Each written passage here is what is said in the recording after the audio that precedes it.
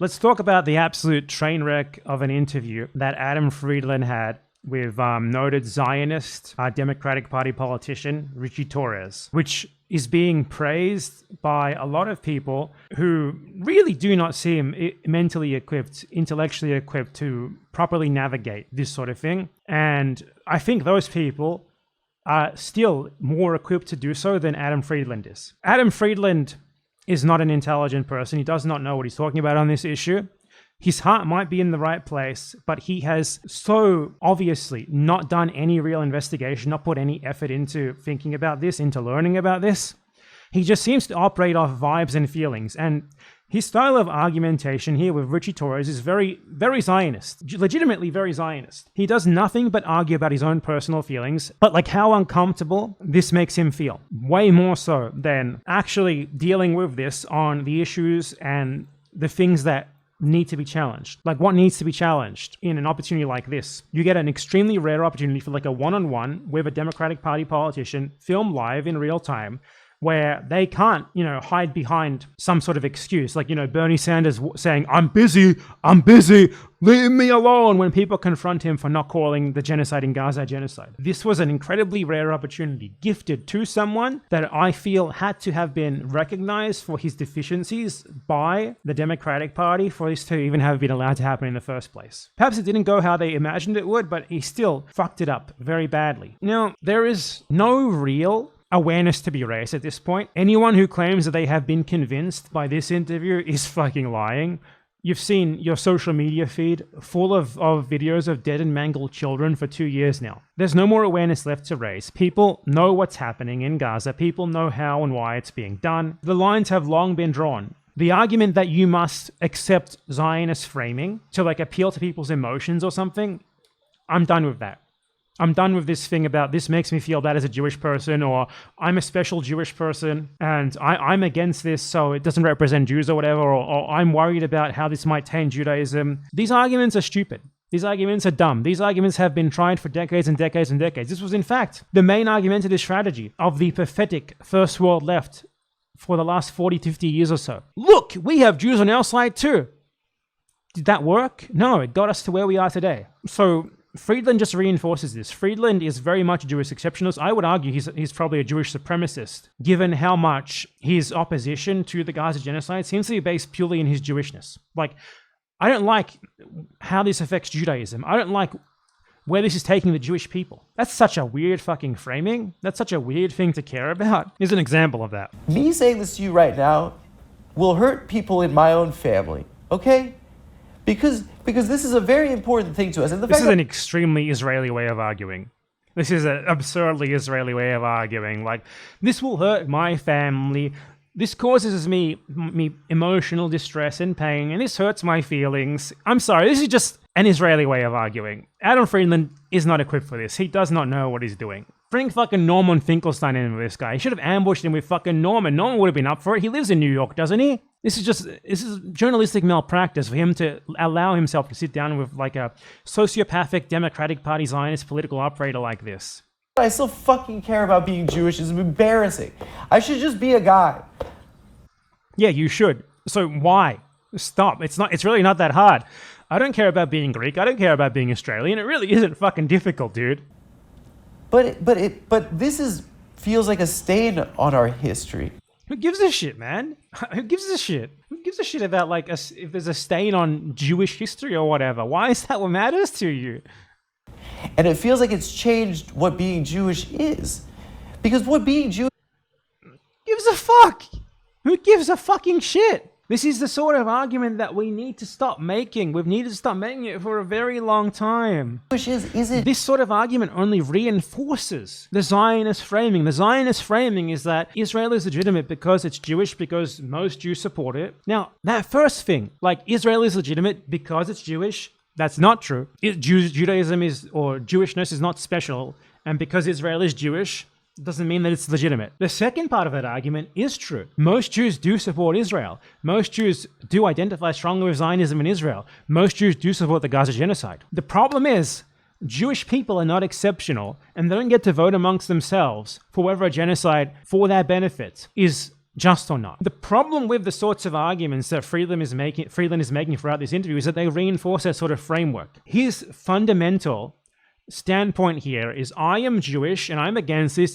Doesn't represent me. This isn't what Jewishness is or should be. All that you're doing there is setting yourself up for failure, because not only is it a bad argument in the first place, because none of that fucking matters. It doesn't matter if every single Jew in the world loves Israel and loves the Gaza genocide. That wouldn't make it legitimate. Like, that's the main reason why we need to not make these sorts of arguments. But it's also a losing argument, because the fact of the matter is that most Jews don't think those things. Most Jews think the opposite of those things. Most Jews love Israel. They love the Gaza genocide. So appealing to Jewish opinion is a losing battle. And if we're going to get anywhere regarding Israel-Palestine, we need to challenge this. It has and it's going to have real material consequences. You have to actually be ruthless with Israelis, because at the end of the day, Jews are not special, exceptional people who are innate historical victims, regardless of time and place. Israeli Jews are victimizers. A massive portion of Israeli Jews live directly on land that was confiscated in the Nakba. And in any sort of just solution, they're going to have to be evicted without compensation. They're not going to get anything for it. What happens, though, if you think, as Friedland does, that Jewishness is something special, like Jewishness is something exceptional, when the time comes for that, what you're going to end up getting is people thinking like, yay, we finally have one state with equal rights for everyone. But maybe, expelling Jewish people, special Jewish people, from the land they stole. When I say land, I don't mean the country, I mean the specific plots of land they stole from Palestinians. That's perhaps going a bit too far, because that would be inconveniencing a Jewish person. That's the sort of way that this is going to have real material effects in the future, if we keep at it with these stupid, idiotic arguments. So this is a very bad way for Friedland to be approaching this from the standpoint of Jewish feelings, how this makes him and his family feel, how this has affected him personally as a Jew. None of that matters, okay? Your opinion on Israel, if anything, as a Jew, matters less, because you're going to be very biased, because Zionism is very much embedded into your identity these days, regardless of whether you personally are anti-Zionist or not, identify as anti-Zionist or not, which I believe Friedland does. In many respects, the fact that you are so embedded in a culture that is so Zionist, and have been for most of your life, makes you prone to just have bad opinions on the matter. Like, he's very much anti-resistance. Listen to the way he talks about Hamas. He makes very stupid, disgusting talking points here. Like, he claims that Hamas is an Israeli proxy, and that... Listen to this. Why would the Israeli government... Hamas wants to eradicate the Jewish people and the Jewish state? Is that right? That's what Hamas has said, yeah. Adam, why would you not challenge that? Why would you say that yourself? Why would you bring that up yourself? When he says, yes, that's right, and you say, well, that's not actually true at all. Here's what they themselves have said about this in the past, and framing anti-colonial resistance as some sort of whatever the colonizer's identity is, as a way of delegitimizing them, is fucking insane and disgusting. The reason why Hamas fights Israeli Jews is because Israel is a Jewish supremacist state that exists at the expense of Palestinians. That's why they resist them. He doesn't do that, though. He doesn't do that. He doesn't challenge it. He takes it for granted and says it himself. Okay, then why would they directly give Hamas money, literally bags of cash in suitcases through the Qataris, nearly, I think, over $1 billion in cash during this last 17 years? That's a fair point. It's a great question. Ritchie Torrres is agreeing with you on this point, Adam. Maybe it's not a good point to make. Like, he spouts so many outright falsehoods here regarding Palestinian resistance, history. He lets Ritchie Torrres do Nakba revisionism unchallenged. He accepts the framing of, like, the dual expulsions. The Palestinians didn't declare war on them. They were just people that were living there. And they were kicked off their land. By the way, there were either 800,000 Jews that were ethnically cleansed from the Arab world. Do you know there were Jews? You know how many Jews there are not in the by Arab the world? Palestinians. Almost none. I'm not talking about I'm talking about the broader Arab world. So why do the Palestinians have to bear the responsibility of the Algerians kicking the Jews out? They didn't kick the Jews out. It never happened, Adam. Why the fuck would you bring that up? Why would you bring up this thing that never happened? Why would you accept Zionist lies about history and spout them when you're given an opportunity to call out a Democratic Party moron on him just lying about history? What this guy is doing here is lying. He's trying to frame the Nakba as like tit-for-tat expulsions. One expulsion cancelling out the other. when that's not what happened at all. That simply isn't what happened.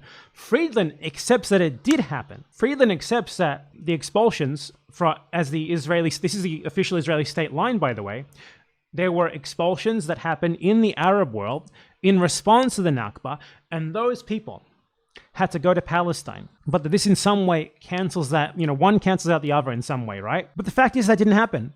The Algerians didn't kick the Jews out. Literally more than 10 years after the Nakba, the Algerians made French citizens choose between French and Algerian citizenship. Jews in Algeria were French citizens, and most of them chose to go and move to France because they had to renounce their French citizenship to stay. That is not an expulsion. Algeria won its independence, and most of the Jews there identified more with France and chose to go back to France.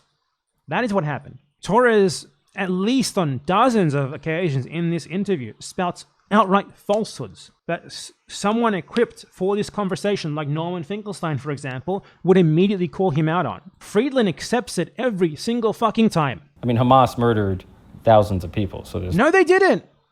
That never happened. no... So what does that mean? that Hamas is a terrorist organization for murdering innocent children and civilians. That didn't happen, Adam. Your response to that is, no, that didn't happen. Here's what actually happened. People are praising this for like exposing Ritchie Torrres as a sociopath and supposedly like humanizing, I don't even know what it's humanizing. Like a really dumb guy who's totally unequipped for this conversation. I don't know, man. But everyone knows that DNC politicians are sociopaths. No one doesn't know that. Are you fucking kidding me? People need to be convinced of that. Do you know who Hillary Clinton is? She's like the most well-known Democratic Party politician aside from like fucking Barack Obama. And she's widely considered by everyone to be the most unlikable sociopath in human history. No one needs to be convinced that Ritchie Torres is a sociopath. They might need to be informed of the fact that he exists and is a sociopath. Then their reactions to that would be, oh, a Democratic politician loves Israel and is a fucking sociopath. Great. What would have been a way more effective use of this incredibly unique opportunity would be to challenge him on all of the disgusting Zionist lies that he's spouting here. Friedland didn't do that. He couldn't do that.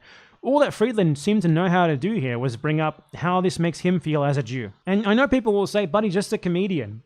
Comedians have free time. Comedians can study. Comedians can read books. This is someone who has talked about how he's anti-Israel for a very long time. And he does not know the basics. I have to wonder what he's doing all the time. Like, a lot of the talking points that Adam Friedland spouted here and that he let Ritchie Torres say unchallenged are things that you would learn are untrue just by browsing Twitter. You wouldn't even need to read a book, actually. You wouldn't even really need to engage that deeply on the topic. Stalin Abu Obaida 999 on Twitter, you would have seen him tweeting about this. So I have to wonder, like, how is Friedland this willfully ignorant on an issue that he clearly cares very deeply about, that he let all of this just go unchallenged? It's incredibly disappointing and sad. It's a very, very weak interview, and there is no one who is genuinely on the fence between Israel and Palestine here is going to be convinced by someone just screeching about Jewish feelings. And even if they were somehow convinced, what they would be convinced into is like two-statism. What they would be convinced by is like a Jewish person saying that this hurts him. That's not going to lead them to genuinely support Palestinian liberation. That's going to indoctrinate them straight into Jewish exceptionalism and have them primed to accept Zionism more so than anything else. I've talked about this extensively. I seriously doubt that anyone remotely open to learning have even gotten to this point in this video. But if you want to learn why this sort of framing is bad and the sort of thing that it does and will result in more and more in the future, look at my video on the topic. Jewish exceptionalism, liberal Zionism, Jewish supremacy, how you inadvertently support Israel. What Adam Friedland did here, as I have explained in the past, is inadvertently supporting Israel, paradoxically, while claiming to be against it, just as the subject of that video, Owen Jones, does constantly. Because if you are not challenging the fundamental underlying frameworks of Israel that uphold it, like Jewish exceptionalism, like settler colonialism, if you are not bringing those up, if you are not refuting Zionists when they engage in historical revisionism that is fundamentally grounded in them trying to distract from underlying principles of Israeli propaganda, of the Israeli state, ultimately, you are pushing people towards understandings that will ensure that they can never truly become effective anti-Israel advocates, effective pro-Palestinian advocates, effective anti-Zionist advocates. And that's why this interview sucks. I'm not against talking to Ritchie Torres. I think Adam Friedland just wasn't the right person for it, which is very weird because you would think that he would be far better equipped to deal with this topic, given the fact that he has been talking against Israel for a long time at this point. I think he went on his Israeli TV to like shit on Israel like 10 years ago or something like that. It's just so weird that he knows so little about the topic and was so fundamentally unprepared to deal with it on any basis aside from basically, I'm Jewish and this makes me feel bad. You can say he's just a comedian. That doesn't mean anything. Comedians can know this shit. This was an opportunity for an incredibly rare, utter destruction of a sitting AIPAC paid politician. They never, ever, ever expose themselves to this sort of environment, usually. And Adam Friedland totally dropped the ball on it. That's the problem here.